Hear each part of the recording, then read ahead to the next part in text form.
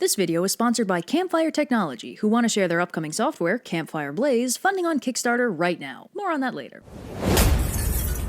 We've talked about bad guys before. Evil emperors, fallen heroes, pure evil villains, those grand, glorious antagonists that rule with fists of iron and capes of stylishness. But who remembers the villainous proletariat? Who speaks for those working-class villains, the cogs in the evil machine that keep the whole evil engine firing on all its evil cylinders? Who remembers the minions? Not those minions. Don't even think about it. So today, let's pay homage to evil minions, those unappreciated bastions of evil society that take care of all the dirty work to keep things running on the ground while the evil boss is up in the high tower dangling protagonists off cliffs or monologuing to stormy skies. Now, the trope of the evil minion is, at heart, representative of a very simple dynamic. Servitude. A villain serving another villain. The simplicity of this mechanic allows for cascading chains of minions, villains serving other villains serving even bigger villains. While heroes often form loose ragtag bands of misfits built on found family and friendship, villains like a chain of command. It's not uncommon to learn that your Season 1 villain was actually serving an even scarier Season 2 villain the whole time, or that your evil emperor is actually carrying out the will of an evil god of some sort. Because of this simple fact, almost any character can be a minion, including full-fledged pure evil villains. All they need is a minion motivation. Why does this character serve a villain?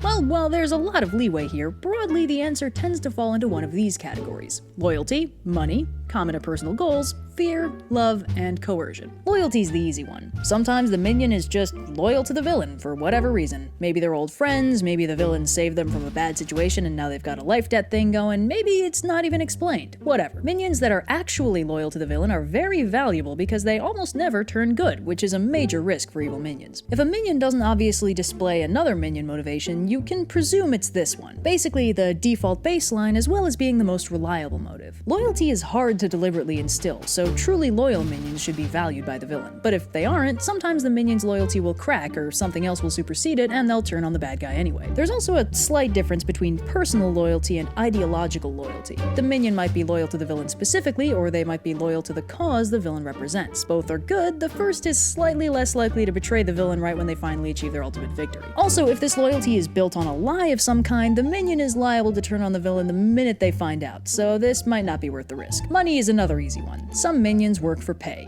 Shocking, right? These minions serve their villain as mercenaries because they're professionals and it's what they do. Money-motivated minions, if they come in a group, frequently form what is known as a quirky mini-boss squad, as they will each typically possess an area of expertise that allows them to each provide a unique challenge when they inevitably fight the heroes. It's like the evil version of a 5-man band. These minions are often stronger and more competent than the average minion, which is why the villain is willing to actually pay for their services instead of just paying them and not killing them today. However, as their motivation is entirely financial, these minions stand a strong chance of switching sides if the heroes provide enough incentive. Also, sometimes a minion is working for pay but is actually motivated by something personal, like find and battle strong opponents or hurt people for fun. This isn't technically a financial motivation and instead falls under the purview of the next category, common or personal goals. Sometimes the minion has their own thing going on, and working with the villain will help them with that. These minions are volatile because they have personal priorities over the villain's priorities, and if it looks like those priorities might no longer align, they might split. Villains hate this, so personally motivated minions might not live too long after the split unless they get scooped up by some passing good guys. This minion has no direct loyalty to the villain, but because of that, these minions are typically top tier because the only reason the villain would keep this volatile minion around is because they do good work. Personally motivated minions also stand a strong chance of spiraling off into their own character arc if they successfully slip away from the villain. But in order to keep these volatile minions in line, sometimes the villains will supplement their personal motivation with the next category, fear. Villains love this one because it's easy. If the villain's got the oomph to pull it off, it's not hard to keep minions in line through fear. It's only stable for as long as the villain is fearsome, though, and if the villain loses that for some reason, they might start hemorrhaging minions. This one is also useful because it can easily supplement other motivations. Maybe the minion is ideologically loyal to the villain, but if that cracks, they're still too afraid to break rank. This is frequently how the villain keeps the grunt minions in line. Any minion that fears the villain is by default less impressive than a minion with personal gravitas that treats the villain more like a peer or a respected superior. But if an actually scary villain is genuinely afraid of the villain they serve, that definitely boosts the fearful factor. Now, love.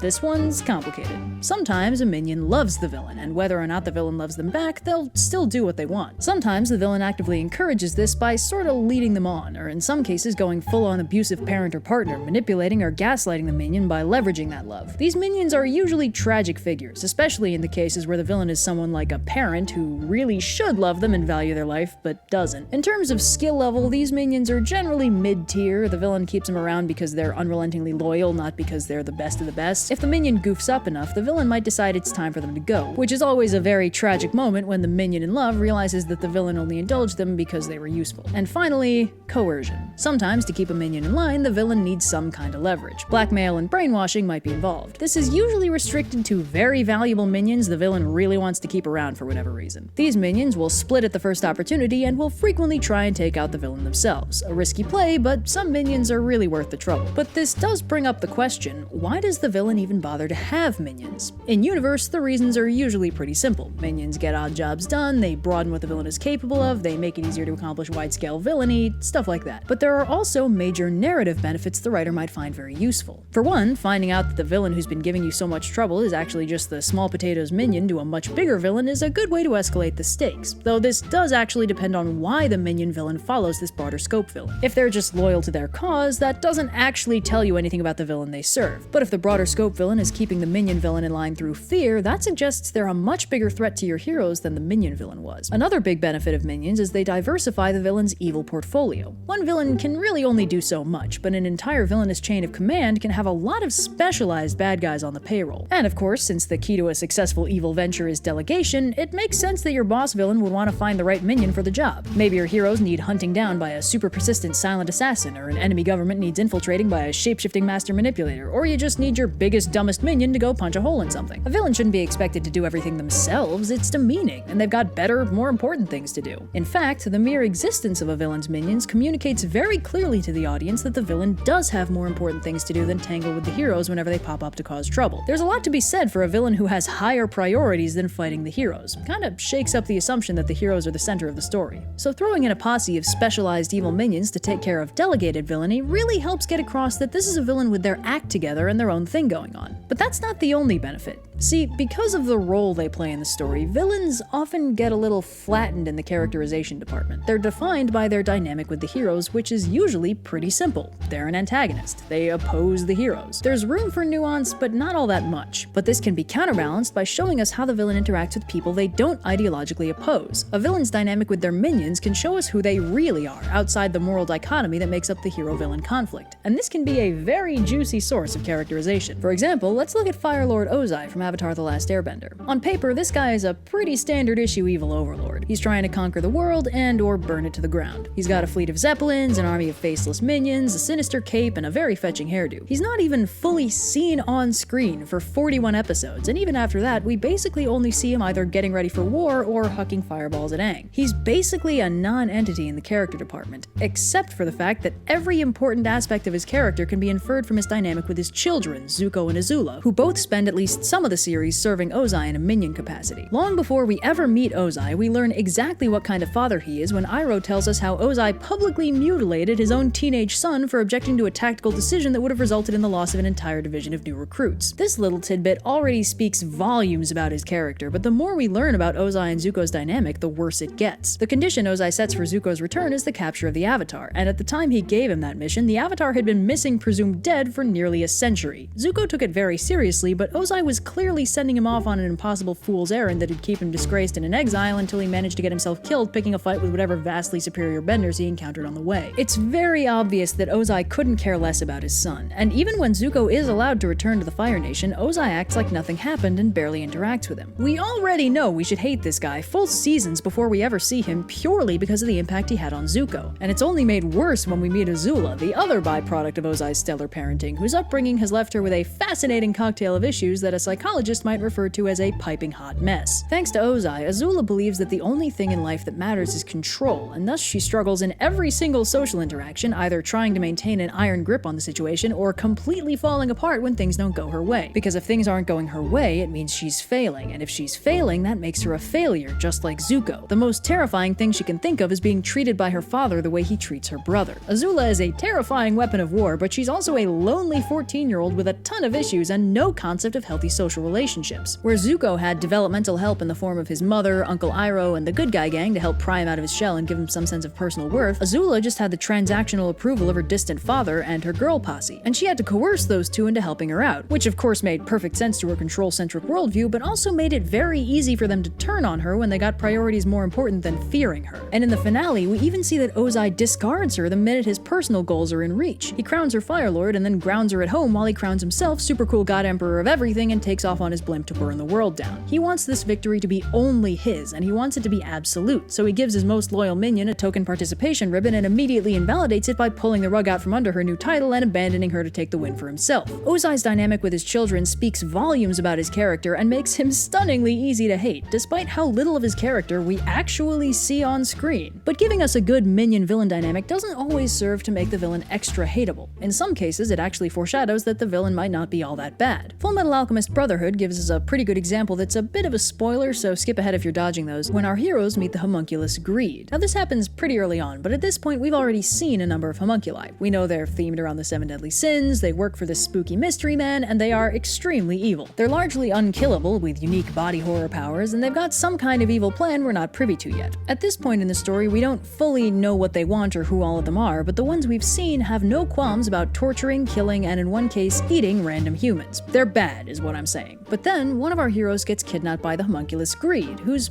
pretty affable, if utterly self-centered, and he happens to have a merry band of misfit chimeras on his payroll. Now, Greed is definitely an antagonist, but he's not working with the other homunculi, and his dynamic with his minions is actually very chill. He claims he likes them because they're his possessions, and as a personification of greed, he obviously likes everything he owns, but it's pretty clear that his posse has a bit of a "sure boss, whatever you say" attitude towards this particular explanation. They're all very loyal to him, and basically all die, sacrificing their lives for him shortly thereafter, when their secret base is attacked by the homunculus Wrath. Greed is, in turn, deeply upset at the loss of his minions. Just because they were his, you know, totally greedy, definitely didn't actually like them as people, he swears, and despite his creepy powers and his technical antagonist status, it's still pretty obvious that this is a guy who cares very deeply about the people in his life. Greed's dynamic with his minions shows us very early on that he's not like the other homunculi and that he actually cares about the people close to him, and this in turn hints that maybe he's not quite as ironclad in his villainy as the others. This is confirmed sometime later when he gets reborn without any memory, allegedly as a proper villain this time, then encounters and kills the sole survivor of his old minion troop and is immediately overwhelmed by sudden incredible guilt and pain, and by way of an explanation is helpfully informed by the person whose body he's currently inhabiting that he just killed a friend, that despite the memory wipe he can never truly forget his friends because those friends are a part of his soul. And if nothing else, his guilt and pain proves that they were more than just possessions to him. Immediately after this disturbing revelation, Greed becomes a full-on good guy. If your villain treats their minions well, it's a good indicator that they're not quite as black and white in the morality department as they maybe could be.